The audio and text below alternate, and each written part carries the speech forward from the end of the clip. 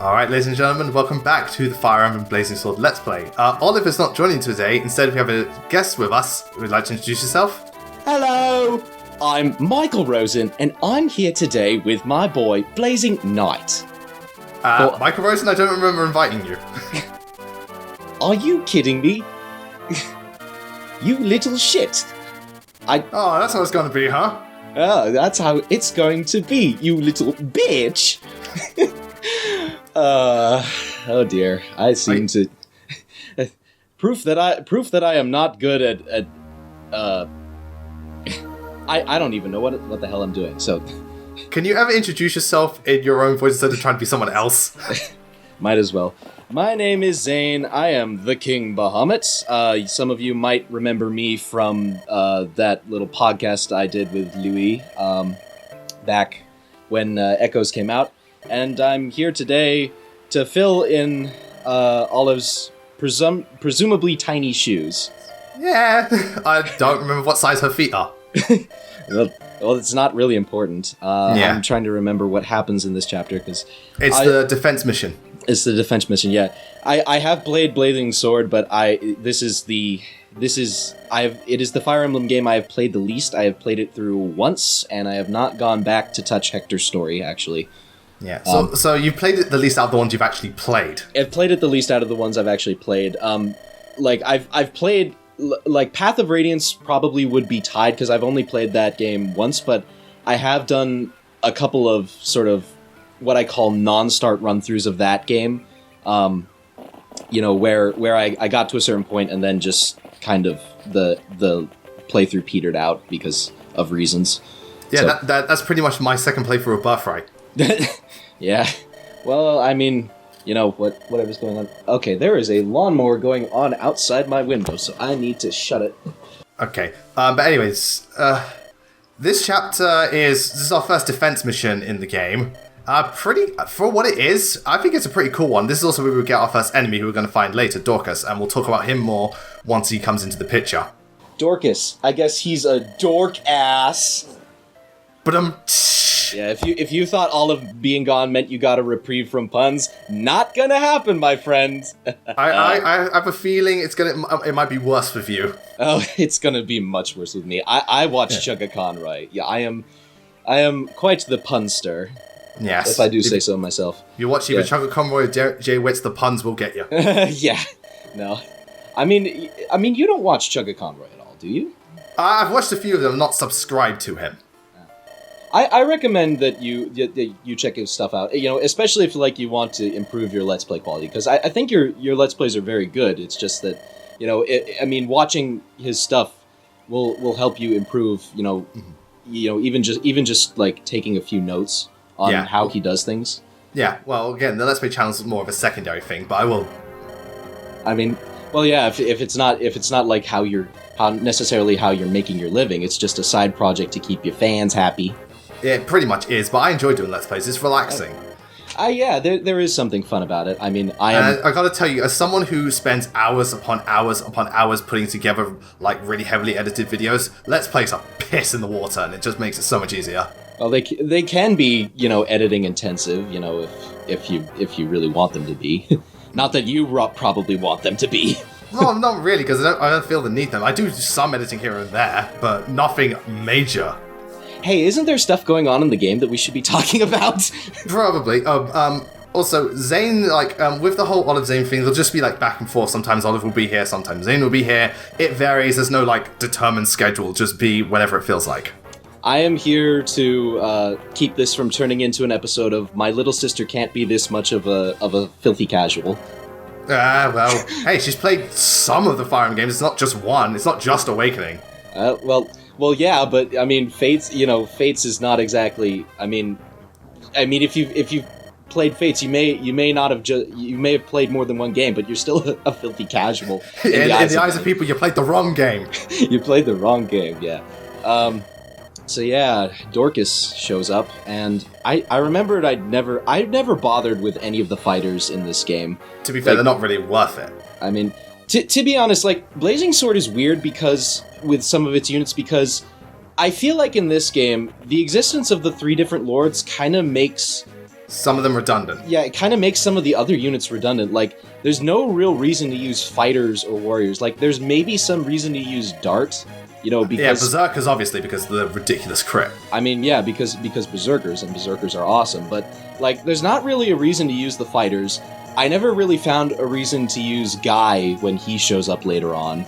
I'm kind of the same. Yeah, it's just kind of weird because, like, Lyn is basically a sword master who has bow utility, but she's still considered. But based on the comments on the first part, she's considered a bad unit.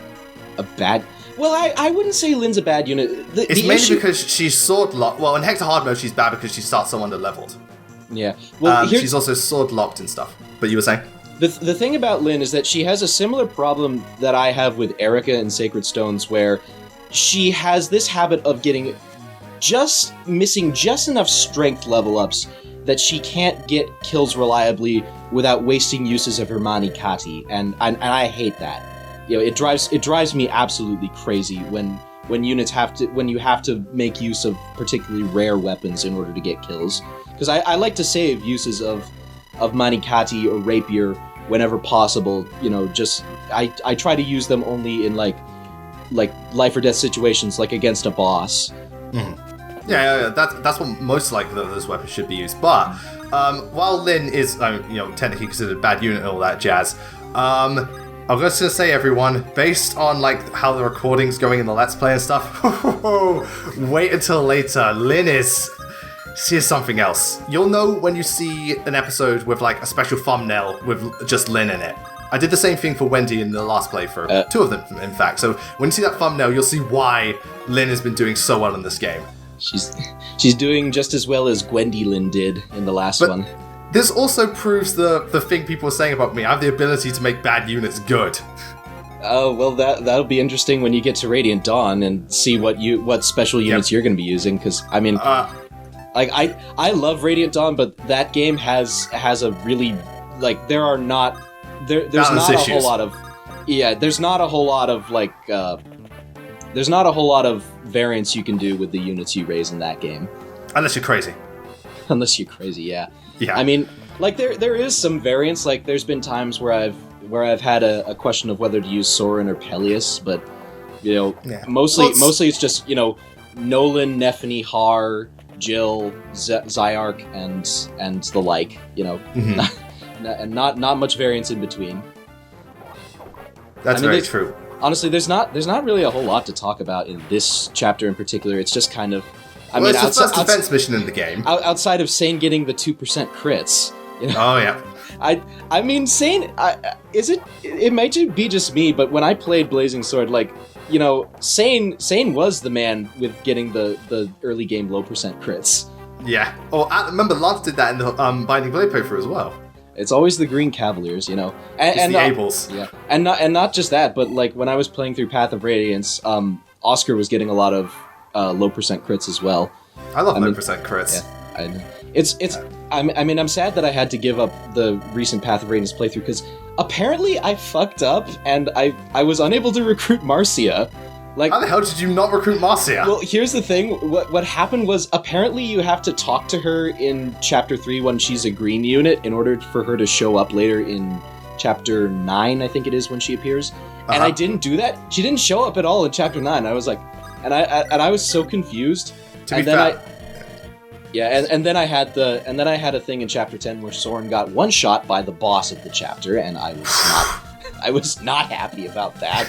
So it's like Path of Radiance, the thing with Path of Radiance is that game, it feels like it moves so much slower compared to other Fire Emblem games. It might be just me, but I remember before starting the playthrough, I went back and I played through the end game chapter. I was like, why is this chapter taking so freaking long?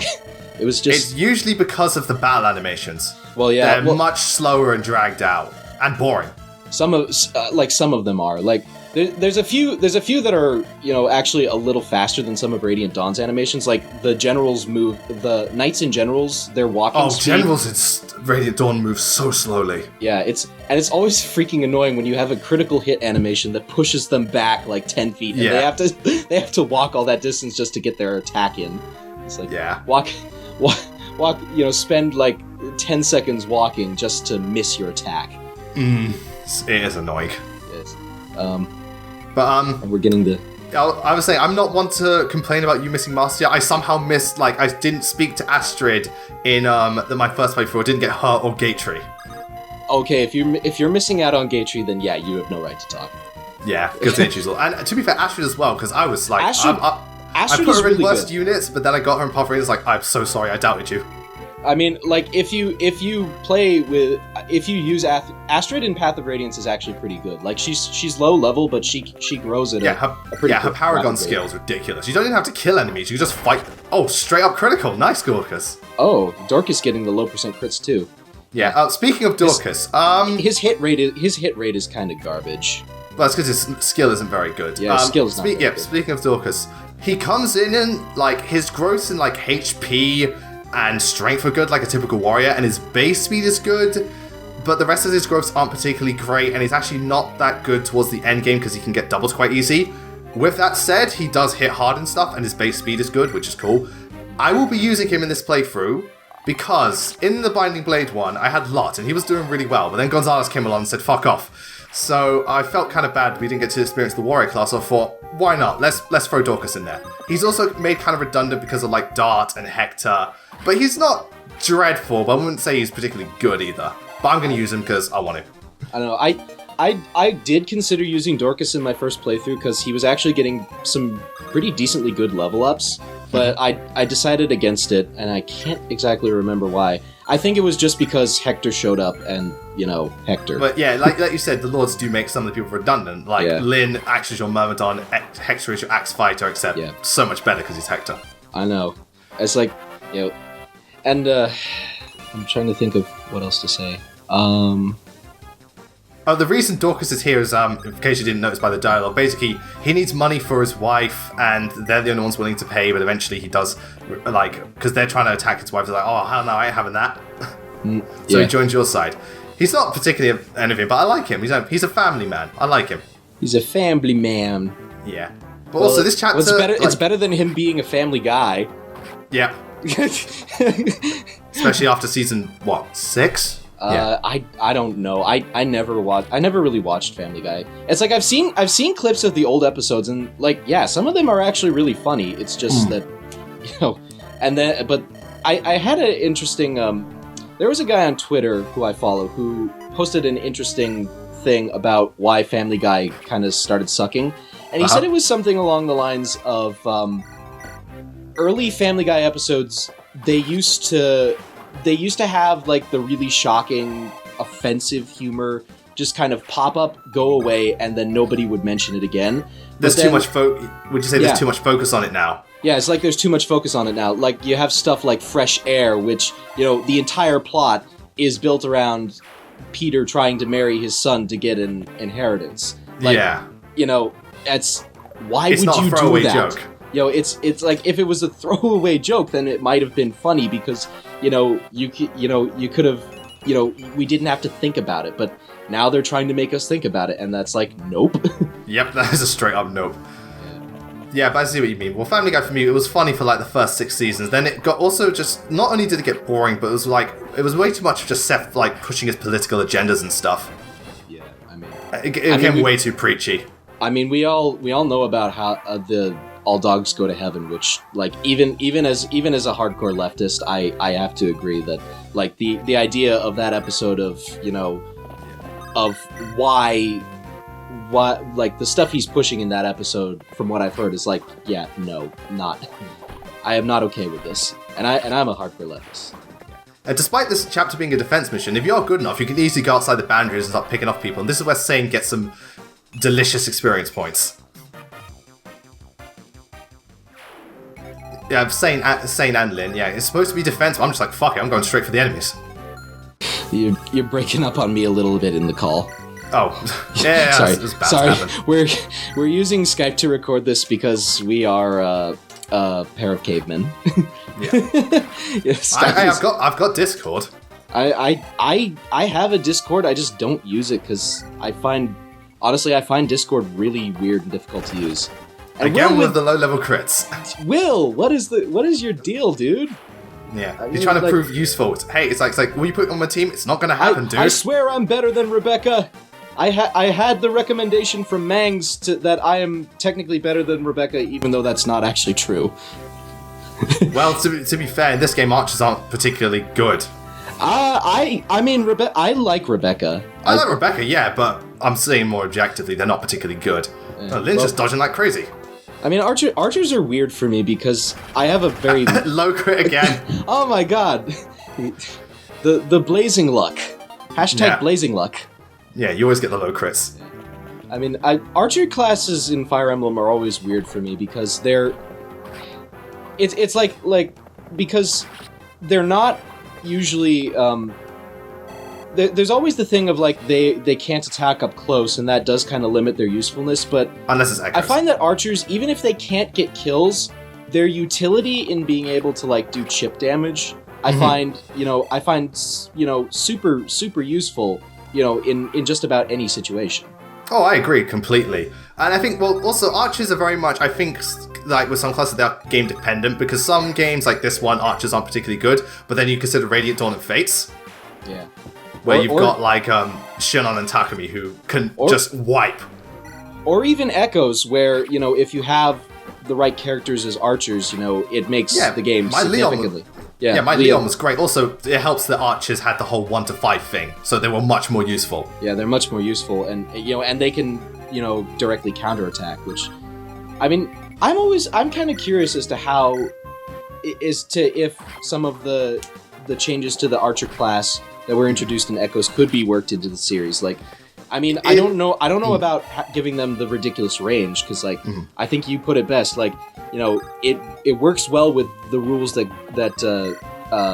Gaiden and Echoes established, but I wouldn't say it necessarily works for anything else. Yeah, I think if you gave them that range in every game, like a lot of classes like Wyvern Lords would be kind of useless. I mean, Pegasus Knights are hard to use in Echoes because of how ridiculous their range is, and that's really annoying because Pegasus Knights are kind of important for clearing half the maps. Falcon Knights are really good, especially against terror enemies. It's like Echoes has been frustrating me lately. I actually haven't been playing Echoes all that much. It's like I got to like floor 8 of the Thebes Labyrinth, and then I got killed, and then Alm got killed, and I was like, fuck this. I was like, nope, I can't do this anymore. With Echoes, after I beat it, I was like, because you know how I said about how it does get boring, and towards the end, while it's still, I think it's a great game, it really starts to just like fatigue you. Yeah. By that time, I was like, I wanted to play a Fire Emblem game again, but I wanted one with really, really good and competent, interesting map design. So I went to play Conquest, and I've never smiled so much in my life playing a Fire Emblem game. The entire time I was smiling so much, like, oh, this is wonderful. The call dropped out while you were telling that story, so I did not catch any of it. Any at all? I like up until the I was smiling so much thing. Yeah, that's what I was saying. I was just like, after playing while playing Conquest, I was just smiling so giddily. It was wonderful. It's like, it was like chapter 8, like, oh, yes. I mean, I actually played or tried to play through Conquest not too long ago, and I have to say, like, the first 6 or so levels of Fates, I think are actually really, really well designed. Like, you mean Fates in general? Like, Fates in general, like that first 6 levels path, I think those first 6 levels are really good. Especially the chapter one where 3, I think, was a good one. Yeah, chapter 3, where you're trying to cross the cannon. I really like that.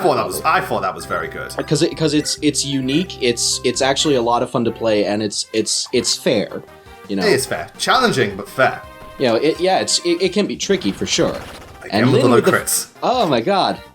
Someone needs to make Blazing Luck a hashtag, Yeah, if you get whenever you get a crit that's lower than 10%. Yeah. It's like there's not a whole lot to talk about with this chapter, because like it's just kind of a standard defense mission. Yeah, for the Lynn's campaign, there's not much to do at first because it's kind of an autopilot. But I think they do a good, as far as defense missions go, this one does a good job at teaching you how it works. Don't go too crazy and just try to huddle in. Yeah. I mean, and you're playing Lynn's mode on hard normal difficulty, so you... Wait, no, normal difficulty. I'm playing on normal. You're playing on normal? You're actually doing the tutorials?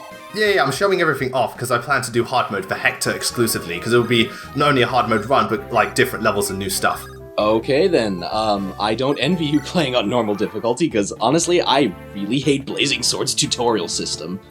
I can see why, but I felt for the first, considering this was the first Fire Emblem game in the West, honestly, even when I played it after playing all the games, I did not have a problem with it. I thought it done a really good job at teaching players how to play the game, but not being, I feel, way too intrusive. Like I said, I'm actually the opposite. I feel Sorry.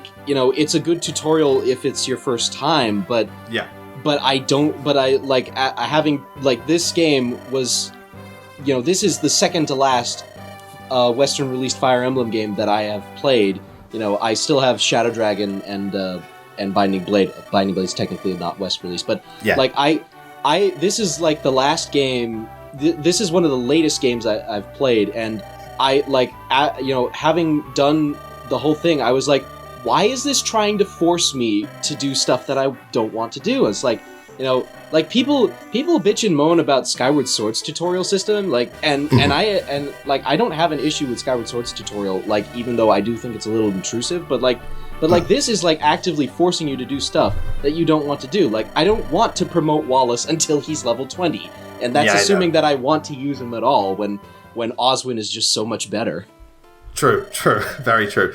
I didn't have a problem because I understand what they were trying to do first when we began in the West, but even then, it's only something you have to do once. You don't have to ever do it again, and I think that kind of softens the blow. Especially because you can play Lynn's mode again on hard mode, and you don't have to do what the game tells you. I mean, if you want to play Lynn's mode on hard mode, there is benefit. The main benefit of playing on hard mode is some units like Sane, Lynn, Kent, Florina, and Will can become stronger. Yeah. Sane can go a little insane, if you know what I mean. Yeah, he's already going insane. He's always the main one I pick. I don't know why, he just is. I know. I used Sane for my first playthrough, and he turned out really well, except for his skill, which sucked for some reason. Yeah, well, everyone gets RNG screwed at some point. Yeah. Well. C'est la vie. That's what happens with Fire Emblem. Yeah. I can't think of getting RNG. I tend to be more RNG blessed. If anything. But anyway, so that's the end. That's the blazing luck. Yeah, there's the blazing luck. So anyway, that's the end of that part. When we next meet, we've got 2 chapters to go. We're going to recruit even more units, and we're going to see our first hint of racism in this Fire Emblem game. So until then, thank you all for joining us. Thank you, Zane, for being here. My pleasure. And we'll see you next time. Racism in the Mushroom Kingdom! Oh, God damn it.